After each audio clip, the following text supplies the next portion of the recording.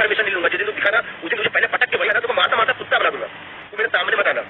तो दोस्तों आप सभी को बता दूं, अभी विशाल सिंह ने अपने इंस्टाग्राम आईडी पे एक पोस्ट डाला है। पोस्ट डाल के विशाल सिंह ने पूछा है कि अगला वीडियो किस पे आना चाहिए। तो फैंस लोगों का बहुत सारा उस पोस्ट के कमेंट बॉक्स में आया है कि बाबा खान पे अगला वीडियो आना चाहिए। जी हाँ दोस्तों, दुनिया भर का कमेंट विशाल सिंह के पोस्ट में फैंस लोगों ने किया है कि बाबा खान पे तगड़ा वाला वीडियो इस बार आना चाहिए। जी हाँ दोस्तों, बहुत सारा कमेंट देखने को मिला है कि तगड़ा वाला वीडियो इस बार बाबा खान के ऊपर आना चाहिए, क्योंकि पहला वाला वीडियो से बहुत सारे पवन सिंह के फैंस लोग नाखुश थे। मतलब पहला वाला वीडियो बहुत लोगों ने नापसंद किया।